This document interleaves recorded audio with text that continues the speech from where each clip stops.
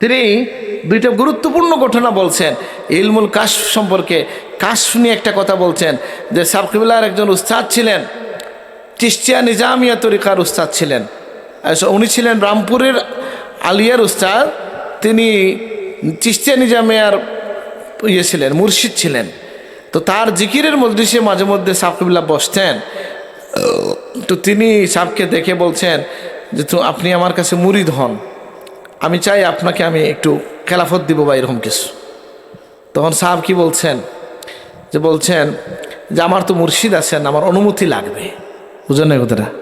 এখন আমাদের বাংলাদেশে তো আবার আছে যে ফির ফাইলা মুরিদ খেলা আছে না, আছে না? ওটা কোনো জানা, এই জন্য আমার এটাও বড় সাহেবকে দেখবেন, লক্ষ্য করবেন যে উনি বলেন যে আপনার হক্কানি কোনো পীর থাকলে আপনি হাত দিয়েন না, আপনি দোয়ায় শরিক হবেন। বলেন কি না উনি? বলেন কি না? হ্যাঁ, সেজন্য তিনি বলছেন যে আমার তো শায়েখ আছেন, আপনি চিঠি লিখেন, তিনি যেন অনুমতি দেন। চিঠি লিখছেন সাহেব যে এইভাবে একজন বুজুর্গ আমাকে তার কাছে বায়াত হওয়ার জন্য বলছেন। জিকিরের মজলিসে একদিন নাকি তিনি চিৎকার করে উঠছেন, ফুলতলি কি হজরত ইজাজত মিল গায়া বা এরকম উর্দুতে আর কি, যে বদরপুরি সাহেব চিঠি লিখছেন ঠিকই, এটা পৌঁছার আগেই উনি ঘোষণা দিয়ে দিয়েছেন ইজাজত হয়ে গেছে। এটাকে কি বলে? ইলমুল কাশফ বলে নাকি? কাশফ, যেটা আল্লাহর পক্ষ থেকে কখনো কখনো বান্দাকে দান করা হয়, এটা আল্লাহর ইচ্ছা। আরেকটা ঘটনা বলছেন বড় সাহেব, যে হজে গেছিলেন, আলেম শ্রেণীতে যখন তিনি পড়েন, আমি এই কথাটা কীভাবে বুঝলাম যে এটা যে খুব আলোচিত বিষয়। আমার একজন স্যার আছেন ডক্টর ফজলুর রহমান, কেউ নাম শুনছেন? অভিধান লিখছেন। অভিধান বাংলাদেশের এমন কোনো প্রতিষ্ঠান নাই, কৌমি আর আলিয়া হোক, যেখানে এই তার বই নাই। ডক্টর ফজলুর রহমান আরবি বাংলা অভিধানের লেখক নাকি? তো উনি আমার চাচা বললেন এ তো আমার ক্লাসমেট মনে হয়। আমি গিয়ে জিজ্ঞেস করলাম, স্যার আপনি কি চিনেন এরকম কাউকে সিলেটের? এমাদউদ্দিন নাম, আমার তো বন্ধু নাকি? উনি স্যার আমাকে বলছে 1 মিনিট সময় দাও আমাকে। চোখ বুঝে বলছে উনি খুব অল্প বয়সে হজ করছিল। আমি বলছি জি। বলে উনি আইসা আমরা শুধু ওনাকে নিয়ে বসতাম গুল হইয়া, আর উনি হজের গল্প করতেন। ওই সময় হজে যাওয়া সহজ ছিল না, বুঝেননি হোদারা? 65 ইংরেজি খুব সম্ভব। মানে আগে তো মানুষ সহজে কি হজে যাইতে পারতো? অনেক বয়স হইলেও একটা গ্রামে দেখা যেত 1-2 জন লোক হজে যাইতে পারছে নাকি? এখনও আবার কঠিন হয়ে যাচ্ছে, ওই যে এরা টাকার লোভে পড়ছে আর খালি ফিস বাড়ায় না, মানুষের জন্য কঠিন হয়েছে। আল্লাহ এদেরকে হেদায়েত দান করুন, আমিন। যাই হোক, তো আমি কি বলবো এই ঘটনা?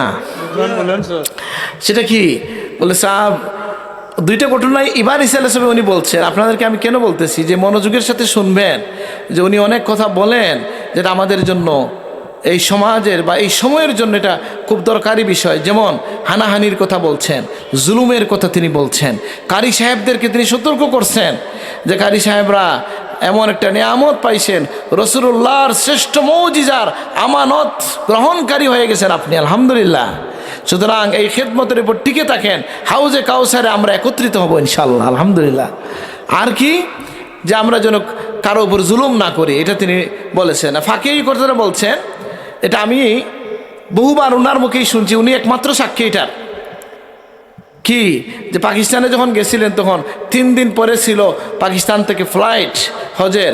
এই ফাঁকে কিছু জিকির খানকা হয়েছে, কিছু লোক বায়াত গ্রহণ করছেন, আর সাহেবকে একটা রেস্ট হাউসে রাখা হয়েছে। সেই রেস্ট হাউসে রাত্রে ঘুমাইছেন। ফজরে বড় সাহেবকে তিনি ডাকছেন, আসো একদিকে যাব।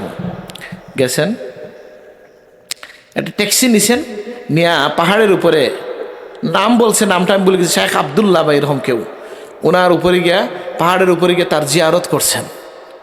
বুঝেন নাই?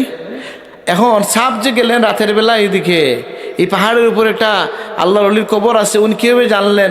বড় সাহেব তো কিশোর মানুষ, তার ওনার মনে প্রশ্ন আসছে নাকি? সাপ বললেন, শুনো, রাতের বেলায় আমি দেখলাম এই পাহাড়ের দিকে একটা জানালা, আর আল্লাহর ওলি এখান থেকে চেহারা বের করে আমাকে বলতেছেন 5 से गुजर गए लेकिन मुलाकात नहीं हिया, क्या हुआ, क्या कोई कसूर है? আপনি আমার পাশ দিয়ে চলে গেলেন, দেখা হইল না, আমি কি কোনো কসুরি করছি? তো সাহেব সকালে উঠে ওনাকে জিয়ারত করতে গেছে, সুবহানাল্লাহ। আচ্ছা, এখন বর্ণনাকারী কে বলেন? বড় সাহেব। কেউ যারা রেকর্ড করতেছেন একজনকে তো বন্ধ করছি। এগুলা অনেক সময় হয়তো অনলাইনে বলা ঠিক না, এই জন্য আমি লাইভ বন্ধ করাই দিই।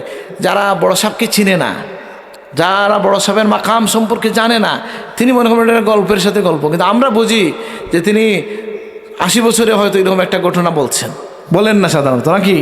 আলহামদুলিল্লাহ।